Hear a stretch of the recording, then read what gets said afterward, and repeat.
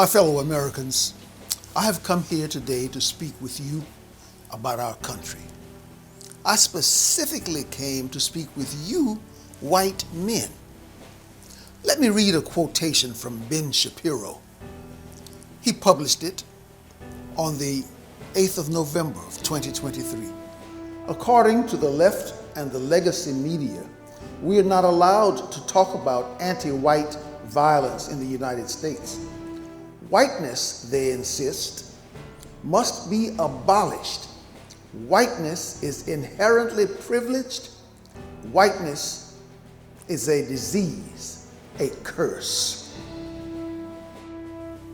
I want you to notice that almost no one is talking about white men today. Oh, there are lots of people talking about black men, black women, white women, and Lord knows, gay men and LGBTQRZ men. But have you noticed that very few people are talking about white men? So I have some words for you today. My brothers, our white ancestors came to this continent. When they arrived, they found a vast land with great assets and great potential. Our forefathers found a group of warring tribes inhabiting this great land. Our ancestors fought a war against the king's redcoats. They won that war at great cost. They organized, they tamed the wilderness, created an industrial giant, a powerhouse. They connected the east to the west, the north to the south, with railways and highways, with electricity and with cars. Of course, they had some help from other people. They also made a few human errors along the way. But when it's all said and done, white men have been the driving force which created the greatest, most powerful nation in the history of the world. Anyone who says anything else is as dumb as a doorknob when it comes to knowing history. Our ancestors did all of that based on Christianity and manhood and American values like merit and hard work and independence. But today, American white men are sitting back. Really, just look around. You have let crime and criminals rule our state and our nation. You have let our police get chased into the darkness and let the disrespectful criminals rule our streets and our communities.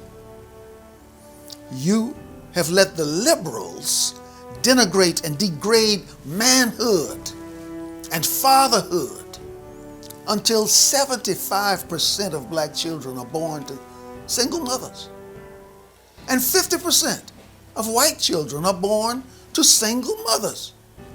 That is unbelievable and unacceptable. You have let our education system no longer teach our children the history of our state and of our nation.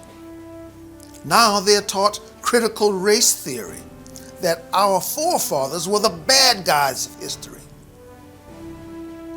You have let our schools become bastions of badness, places where no discipline exists and very little educating is done. You've let the occupiers of the DC outhouse, sometime called the White House, you've let those buffoon politicians have final say about what our children will learn. Not educators, not parents, but buffoon politicians. You have let the Marxists kick our God, out of our schools and kick our baby Jesus out of the downtown nativity scenes at Christmas time. You have let our father's nation become overrun with millions, tens of millions of illegal aliens who won't speak our language and don't have our values.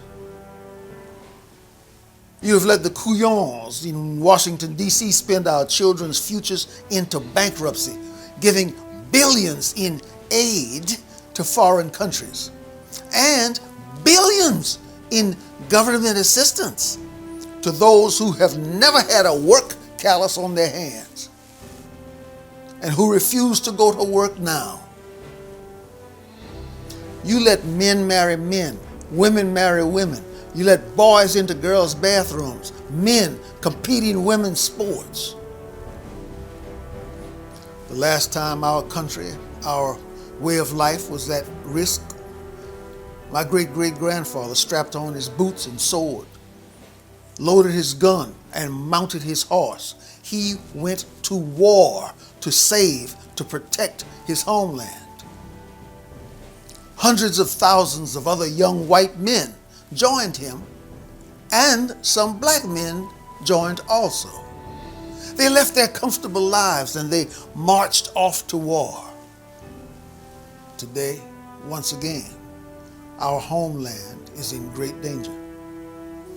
Today, once again, we must prepare for the war for the soul of America. That war may or may not be a shooting war, but it will be a war nonetheless.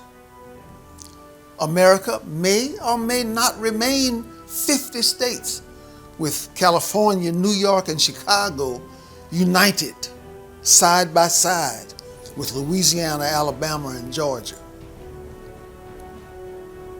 Today, our homeland, our values, our way of life are all under attack. So today, I challenge you, I urge you to join this war. I ask you to join this fight. Step onto the battlefield, as so many of our ancestors did. Fight for our homeland, for our people. Fight for our honor, and fight for the sacrifices of our ancestors.